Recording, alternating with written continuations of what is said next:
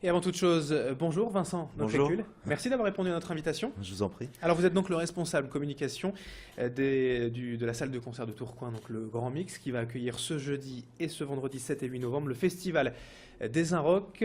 C'est la première fois pour vous, n'est-ce pas? Ouais, c'est la première fois parce que traditionnellement il se passait à l'aéronef à Lille. Et puis cette année, les responsables des Inrocks ont voulu changer un peu de lieu pour diverses raisons.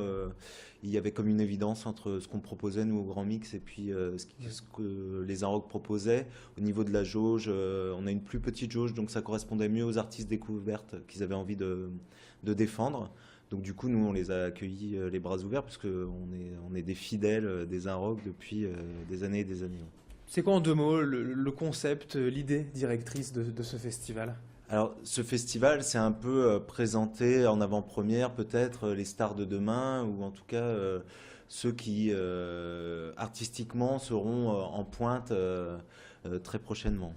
Et c'est des artistes qui vont tourner sur plusieurs scènes. Il y a Paris, bien sûr, mais il y a aussi plusieurs scènes en province, Oui, dont Tourcoing, exactement. c'est ça? Ouais, il y a Nantes, Nancy, Caen, Bordeaux et Toulouse aussi, je Bordeaux, crois. Et donc, Toulouse, exactement, ouais, qui sont des étapes en fait de ce festival qui tourne en France. En fait, l'idée pour eux, c'est de sortir aussi de Paris et puis de présenter des artistes qu'on aurait peut-être un peu plus de mal à voir en province, en dehors de la capitale. alors pour ces deux soirées, jeudi et vendredi, quels sont les groupes que le public nordiste lillois va pouvoir découvrir?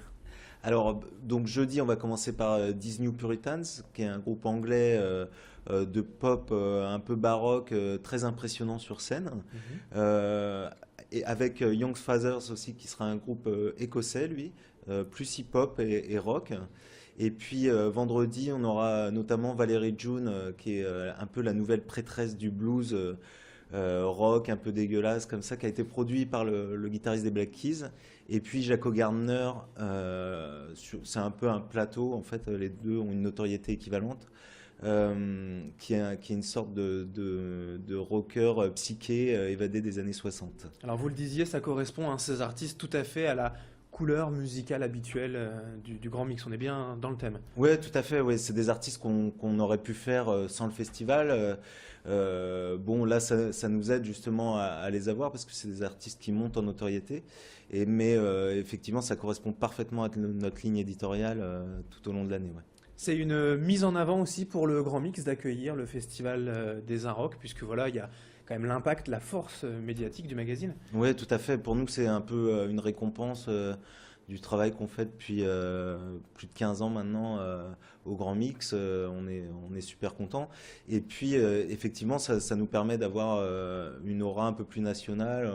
On sait que les médias nationaux en parlent, parlent aussi de nos concerts, donc c'est très important. Mais alors le partenariat en échange, qu'est-ce que vous demande le magazine des Inrocks pour ces deux soirées?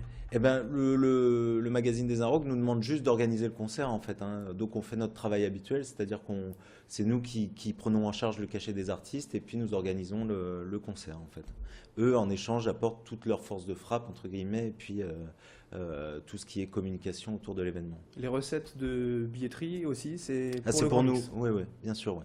Nous prenons en charge tout le concert et le risque qui va avec aussi. Alors du coup, si on devait parler de la billetterie, des passes Mm. disponibles, comment ça se passe? Alors, c'est le même tarif pour les deux soirs, donc c'est 18 et 15 euros par soirée. Donc 18 euros en plein tarif et 15 euros pour les abonnés du Grand Mix. Et puis il y a un pass à 32 et 25 euros si ma mémoire est bonne. Donc 32 euros en plein tarif et 25 euros pour les deux soirs pour les abonnés. Bon, en tout cas, on vous la souhaite bonne la mémoire. S'il Ouais. y a peut-être un petit doute, festival2013.lesarocs.com, de toute façon sur Internet pour tout savoir. Au niveau des tarifs, justement, c'est une soirée qui est également dans l'ordre de prix habituel ou non, justement, c'est un peu moins cher pour découvrir comme ça des petits groupes? Alors, par rapport au Grand Mix, c'est une soirée qui est un petit peu plus chère que d'habitude.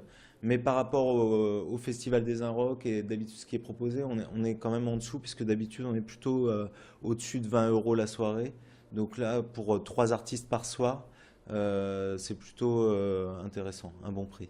Alors rendez-vous donc dès ce jeudi 7 novembre et vendredi 8 novembre à partir de 20h au Grand Mix. Merci Exactement. Vincent Nofré Merci à d'avoir vous. été avec nous. Je rappelle que vous êtes le responsable communication du Grand Mix pour ce festival Les Inrocks 2013. Je rappelle le site internet pour tous ceux qui pourraient être intéressés, festival2013.lesinrocks.com sur internet pour tout savoir de ce festival national mais que l'on retrouvera aussi à Tourcoing. Dans un instant, on enchaîne sur Grand Lille TV avec la météo et l'infotrafic. Merci de votre fidélité. Très bonne journée.